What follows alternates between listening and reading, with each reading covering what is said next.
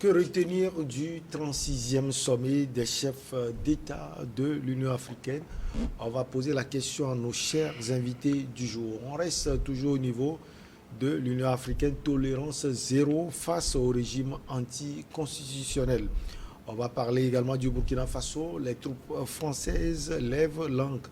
Et puis on termine, comme d'usage, par le Togo. La menace terroriste dans la région des Savanes fait des déplacés. Nos invités sont en place pour ce numéro du jour. Donatien Aousso, il est homme politique, il est traducteur agréé. Nous avons également sur ce plateau Kwame Akleso Eiso, il est consultant et coach en entrepreneuriat et en politique. Il est également le président national de l'association CETE LV, c'est le consortium d'étudiants togolais pour l'entrepreneuriat et le leadership et le volontariat. Et puis Louis Kamako, il est journaliste, analyste politique. Chers invités, bonjour. Comment vous allez, Donatien? Tout va bien? Oui, ça va bien. En pleine forme et bien habillé. Merci beaucoup. On rend grâce à Dieu, hein. Chaque souffle de vie qu'on a, on dit merci. Et merci pour l'invitation et salutations chaleureuses à nos fidèles téléspectatrices et téléspectateurs. Homme politique et la vie politique du Togo, le Landerneau, il est comme nous le savons tous, hein, mais c'est un tout petit peu morose. C'est quand les élections s'approchent que ça bouillonne un tout petit peu, hein. C'est ça aussi une petite carence politique que nous avons. C'est à 6 mois des élections que vous allez voir la vie politique vraiment être animé 1 an, 6 mois, et voilà, c'est ce qu'il y a au Togo, et c'est un peu déplorable que nous n'ayons pas cette vivacité de politique au sein du pays. Coach, bonjour, vous allez bien? Bonjour, je vais bien, et je souhaite une journée spéciale à tous les téléspectateurs de Niwa, effectivement que je n'ai pas vu Luc, ça fait un peu quelques semaines là. Alors là, je le souhaite également un bon spécial, surtout pensée spéciale à tous qui subissent de plein fouet le djihadisme vers le nord. Donc, on va en parler. Je suis de cœur avec eux. Et le consortium, il va bien? Oh, ça va très bien. Bon, comme tu le sais déjà, la vie associative ces derniers moments est un peu compliquée au Togo, mais ça va. Nous sommes spécialement dans l'entrepreneuriat, donc on s'en sort comme il le faut. Louis Kamako, toujours jeune et bon, ça va? Merci, je vais bien et merci pour l'invitation. Je profite pour dire pour faire un coucou spécial à mes co-débatteurs, spécialement à Donatien avec qui je partage pour la première fois le plateau. Allez, on commence par l'Union africaine. Le 36e sommet des chefs d'État de l'Union africaine s'est achevé dimanche 19 février à Addis Abeba, en Éthiopie. Les protagonistes ont adopté des dizaines de décisions, de déclarations, résolutions et autres motions qui avaient été âprement discutées au sein du conseil exécutif de l'organisation. Azali Assoumani, qui est le président comorien, a lui pris la tête de l'Union africaine pour 1 an. Avec vous, on va faire le tour d'horizon de ce grand rendez-vous. On commence par vous, coach Eiso Kwame Akleso. Qu'est-ce qu'il faut retenir de ce grand rendez-vous? C'est vrai, on l'a dit, l'élément essentiel, c'est le président comorien, Azali Assoumani, qui succède au président sénégalais, Macky Sall. Oui, il est naturel que chaque année, on change le président de l'Union africaine. Donc, c'est dans cette perspective qu'il y a eu le sommet. Maintenant, durant le sommet, il a été décidé de régler ou du moins de parler de quelques problèmes que subit le pays. Donc, de le continuer plutôt, si nous en tenons qu'à l'Afrique, je pense que le sujet phare était la non-tolérance au niveau des anticonstitutionnalistes. Je parle des politiciens consorts là. Au niveau du sujet de... C'est eux, on a dit que on va faire tolérance zéro, on ne va pas les tolérer. C'est vrai que la CEDEAO a demandé à ce que même on mentionne qu'ils ne peuvent plus, on interdit le voyage, on leur interdit de voyager, et eux et leurs diplomates, leurs amis et consorts là, mais ça n'a pas été accepté. Il y a ça, il y a également, on a parlé également de l'Est de le RDC plutôt, on en a parlé. On a parlé également qu'on a demandé aux États-Unis de sursoir au bloc, comment ils appellent ça, à l'embargo lancé pour le Cuba, ce qui ne regarde pas normalement l'Union africaine. il y a eu la suspension d'un diplomate, il faut le dire ainsi. Il y a le renvoi plutôt d'un diplomate d'Israël. Et il y a eu également à demander à ce qu'il y a une conférence spéciale pour la Libye. Sauf que je me dis qu'on ne va pas encore demander aux Blancs de nous prêter de l'argent. Puisqu'on n'a pas dit résolution ces conférences. Il y a également des sujets liés, comment ils appellent ça? Au terrorisme, au renforcement des moyens de défense contre le terrorisme dans les pays du Sahel et naturellement comment le Nigeria et certains pays africains qui sont rentrés dans les élections cette année, comment est-ce que la procédure ou le processus est respecté, où en sommes-nous, donc ce sont des sujets sur lesquels. Et je pense que la déclaration qui fait office d'encre ces derniers moments, ou bien ce jour-ci, c'est aussi l'Union africaine a dit qu'il est possible qu'on choisisse une date ultérieure pour surseoir aux sanctions contre le Mali, le Burkina et la Guinée. Mais il a également décidé que prochainement les sanctions ne seront pas légion par rapport aux gens. C'est-à-dire que si le Mali doit être sanctionné, les sanctions seront spécialement sur le Mali par rapport aux actions que le Mali pose, spécialement pour le Burkina Faso. Donc, on va plus généraliser parce qu'il y a eu des putschistes dans ces pays. On va faire cas par cas et c'est comme ça on devait faire les dons. On prend les sanctions à l'aune de ce qui se passe dans ces pays. Étant donné que quand vous vérifiez, la Guinée n'est pas encline au terrorisme.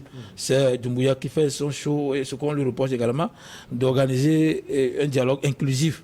Et ça, il a été même décidé qu'on a rejeté, j'ai oublié même, leur proposition d'intégrer la réintégration a été également rejetée. Et ce qui fait rire là-bas, c'est que c'est sur les médias qu'on a compris, qu'on a entendu des gens dire ici que le Mali, le Burkina et la Guinée formeront une fédération qui sortirait de la CEDEAO. Et moi, c'est là où je dis que il faut pas que les gens écoutent ceux qui tombent la population. Voilà que le Mali, la Guinée et le Burkina ont demandé à réintégrer la CEDEAO et l'Union africaine. On leur a dit qu'ils n'ont pas fait des avancées sur le plan démocratique, donc c'est pour ça qu'ils remettent la Constitution. Je pense que certains disent que c'est en 2024, d'autres disent 2025. Donc voilà le tour d'horizon sur tout ce que l'Union africaine a eu à dire. Alors ces sujets, tous les points soulignés sont un peu plus intéressants. Donatien Aouesso, même question à vous. Qu'est-ce que vous retenez de ce sommet d'Addis Abeba? Je retiens l'implication de la France qui s'y est mêlée pour l'élection de Azali Assoumani comme président en exercice de l'Union africaine, avec des tractations faites à l'endroit du Kenya pour se retirer. Je me demande si que cherche la France dans l'Union africaine? C'est une question que je me pose. On dit l'Union africaine. Est-ce que nous avons aussi à nous impliquer dans l'Union européenne comme l'aurait fait peut-être le Maroc qu'on est en train d'accuser? Je vire un peu du débat pour aller du côté je crois, l'espionnage dont a été embastillé Eva Kaili et son mari, etc., au niveau du Parlement européen. Je reviens ici pour dire que pour l'Union africaine, ça frise un peu le ridicule que ça soit l'extérieur qui s'implique assez pour qu'on puisse changer ou bien avoir une tête. Que ça soit la France qui fasse des tractations, que le président en exercice de l'Union africaine soit Azali Assoumani, qui bien sûr fait assez allégeance à la France, qui est connue sur le terrain de l'anti-Russie. On sait tous que Azali Assoumani est un anti-Russie, on va le dire ainsi, qui est contre la France veut passer par Azali Assoumani pour convaincre, pour convaincre l'Afrique d'être derrière elle pour soutenir, je vais dire, l'implication de l'OTAN contre la Russie. Voilà, ça c'est juste un petit truc qui m'a un peu... Il y a un point également qu'on peut souligner. Il y a également le secrétaire général de l'Organisation des Nations Unies, Antonio Guterres, qui a appelé l'Union africaine à prendre des dispositions pour la Libye. C'est d'ailleurs ce que le coach a souligné tout à l'heure. Est-ce qu'à ce niveau aussi, est-ce que vous ne voyez pas que les autres s'ingèrent dans les affaires de l'Afrique. C'est ce que je suis en train de dire. Si nous-mêmes, nous ne sommes pas assez responsables, je puis dire que l'extérieur pourrait s'impliquer et puis nous donner des directives. Vous imaginez un tout petit peu l'Afrique qui soit, je vais dire, très responsable sur la gestion de ses problèmes internes, et que ça ne soit pas l'Union européenne ou bien même l'ONU par le truchement de Antonio Guterres qui nous donne des directives. Moi, ça me touche beaucoup que nos chefs d'État se réunissent et que ça soit la France, surtout la France ou bien l'international qui viennent nous dicter ce que nous devrions nous-mêmes faire. Et là, nous parlons après de souveraineté, nous parlons après de je ne sais quoi. Ça ne m'a pas du tout contenté que, bien sûr, l'archipel de Azali Assoumani de moins d'1 million de population se réjouit de pouvoir diriger ce mastodonte qu'est l'Afrique durant 1 an. Mais je me dis que la France en est pour beaucoup de choses et c'est comme on change de marionnettiste mais pas de marionnette. Alors, Lucas Bako, il y a également un sujet, c'est la guerre à l'est de la République démocratique du Congo et on en a suffisamment parlé. On a vu la présence des 2 présidents. Je vais parler de Félix Antoine Tshisekedi de la République démocratique du Congo et son ami de toujours, du Rwanda. On les a vus également. Est-ce qu'à ce niveau, quelque chose, je vais parler de Paul Kagame, bien sûr. Alors, votre regard sur cela? Oui, non, mais ce qu'on aurait souhaité, c'est que cette assise-là soit une occasion pour ces 2 pays-là de s'entendre et de mettre fin peut-être à cette guerre-là qui a trop duré. Mais comme tu l'as dit, je pense que le sujet n'a pas été en tant que tel à l'ordre du jour parce que les uns les autres l'ont dit, c'est plutôt l'élection du nouveau président en plus des coups d'État à répétition dans le continent qui ont été débattus de long en large. Et donc je crois que pour couper court, bien pour parler honnêtement, je dirais que pour une fois encore, nos chefs d'État sont passés à côté de la plaque. Parce que pour moi, l'essentiel n'a pas été dit. On est resté sur notre soif. Si vous avez écouté tout à l'heure l'argumentation de Donatien qui dénonçait justement cette émission flagrante des États occidentaux. Donc c'est ça malheureusement notre union. Et donc quand vous voyez aussi... Dans tout cela, où est la place de l'Afrique? On peut accuser la France, par exemple, mais non, les Africains eux-mêmes se réunissent pour... Oui, ça, il revient à l'Afrique de chercher sa place, parce que j'ai l'impression que le continent est toujours dans la rue, le continent est toujours à la traîne et elle se cherche malheureusement, parce que l'union dont vous parlez, c'est-à-dire que quand vous posez la question tout à l'heure aux 2 premiers intervenants, ce qu'ils ont retenu de cette attitude, c'est aussi cette divergence-là dont fait preuve les 55 États qui composent cette union. Parce que vous avez vu comment est-ce qu'ils ont géré le sujet relatif en fait à l'expulsion de la diplomate israélienne. Donc il y a un camp... On a vu l'Afrique du Sud et l'Algérie qui ont applaudi. Voilà, justement, et à côté, il y a des gens qui ont dénoncé. Donc c'est-à-dire que c'est une situation qui date en réalité. Il y a également la question de la vice-présidente qui est discutée par les frères tout de l'Afrique du Nord. Tout ça prouve à suffisance qu'aujourd'hui, cette institution n'est pas indépendante. L'institution, elle est toujours au bord des pays occidentaux. Donc, c'est pourquoi vous allez vous rendre compte que les sujets épineux, les sujets sur lesquels sont entendus ces dirigeants-là, n'ont pas été à l'ordre du jour, notamment la guerre entre le Rwanda et la RD Congo dont tu parlais tout à l'heure. Oui, coach Kwame, quels sont d'autres sujets? Vous les avez cités. Il y a l'Afrique qui parle du Cuba également. Vous avez eu à poser la question, pourquoi c'est à l'Afrique de le faire? On peut comprendre, parce que le Cuba a beaucoup aidé, surtout sur le plan sanitaire, le continent africain. Il y a également le renvoi de la diplomate israélienne, comme vous l'aviez dit tout à l'heure. Oui, je pense qu'il faudrait qu'on clarifie certaines choses. Quand il y a sommet dans n'importe quel continent, il y a des observateurs. Quand on prend la francophonie, le Ghana et certains pays ont statut d'observateurs. Ils viennent, même s'ils ne sont pas des pays francophones. Comme je ne veux pas anathematiser tout ce qui se passe, c'est insulter des fois aussi nos dirigeants en pensant qu'ils sont à la bord de l'Occident. Ce n'est pas forcément l'Occident. Ici, il y a l'Iran et consorts qui sont contents du fait qu'on a renvoyé le truc. Donc, il y a l'ingérence également de l'Iran dans ce qu'on fait. Donc, il ne faudrait pas qu'en Afrique, moi, je ne vais pas m'attaquer à Donatien sur ce sujet concernant. Je vais seulement dire que, ouais, on nous fait la dictature de l'anglais actuellement. C'est pas forcément. Quand on parle d'Occident, ce n'est pas que la France. Non. Non, je viens. C'est pourquoi je dis que je ne veux pas attaquer. Actuellement, l'année passée, le ministre de l'enseignement primaire secondaire a fait sortir une note d'après laquelle vendredi, il faut parler l'anglais. Et que même on est en train de forcer les gens à parler. Ça aussi, c'est une ingérence. On ne fait pas la promotion. Il y a élevé que le Ghana, le Bénin, le Togo parlent, mais on ne le fait pas. Donc c'est pour dire qu'il ne faut pas chercher midi à 14h en tout.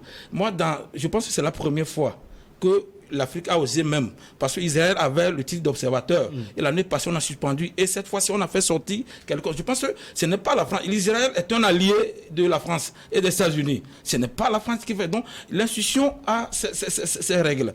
Par exemple, la présidente tournante. Ça est tombé sur les Comores. Peu importe leur population, qu'on soit là, c'est tombé sur eux, ils doivent venir. Maintenant, s'il y a Est-ce qu'il y a eu en face le président du Kenya, William Ruto, par exemple? Est-ce que la France a eu à faire quelque chose dans la vous voyez, c'est ça qu'on comment Azali Assoumani est proche de la France. Oui, c'est de ça moi je parlais. Et peu importe la probité, comment dire, le caractère dont la personne est proche, le mot m'échappe là. La proximité. La proximité du président là à la France, ça ne dit pas que la personne ne peut pas être objective dans son travail. Le Maroc avait demandé même à faire partie de l'Union européenne, malgré que le Maroc soit en Afrique. Le Maroc a demandé même à faire partie de la CEDEAO. On lui a donné un accord de principe. Pourtant, la CEDEAO, c'est comme dit des États de l'Afrique de l'Ouest. Le Maroc n'est pas en Afrique de l'Ouest. Donc, il y a des échéances qui dépassent le cadre formel de ce que vous faites. Quand vous prenez par exemple l'Union africaine, jusqu'à 1999, c'est une union politique, c'était politique. C'est en 2000 que c'était Organisation de l'Unité africaine, je pense avant. C'est en 2000 qu'on a transformé ça en Union africaine. Donc, il y a maintenant les avancées économiques qui attirent tout le monde. Quand on a accepté le Maroc dans la CEDEAO, c'est à cause de son poids économique. Donc, il y a des choses qu'on doit voir. Et l'Afrique a invité, il y a l'ambassadeur de l'Israël qu'on a invité pour le sommet. Maintenant, celle qui est venue, c'est à cause du statut d'observateur qu'elle tient, c'est pour ça qu'on l'a renvoyé. Donc, et quand vous organisez des choses, vous voyez nos organisations, tout ça, bancaire, qu'on soit là, il y a toujours les experts des autres continents qu'on invite qui viennent. Vous allez voir, même quand l'Asie organise, il y a toujours comme ça. Dans l'Union européenne, il y a même des experts asiatiques ou africains qu'on invite en tant qu'observateurs. Donc, ça n'a rien à voir de dictat de consort là. Mais faut pas il faudrait des fois qu'on applaudit quand c'est bien et quand on applaudit. Et cette fois-ci, qu'est-ce qu'il y a bien ici? Quand ils sont allés, d'abord, depuis longtemps. Ne vous inquiétez pas. Oui, il n'y a pas de souci. Non, pourquoi je ne me suis pas ingéré quand ils parlaient? J'avais mon sujet, mais je me suis dit, quand vous prenez la Libye, nous disons aussi que la Libye a tout le monde s'est tué. Maintenant, quand on dit qu'il y a une résolution qui va pour faire sortir les Libyens des problèmes, c'est déjà quelque chose, une avancée à Kamakama. Vous voulez parler de cette conférence de conciliation nationale. Je pense que c'est quelque chose à féliciter.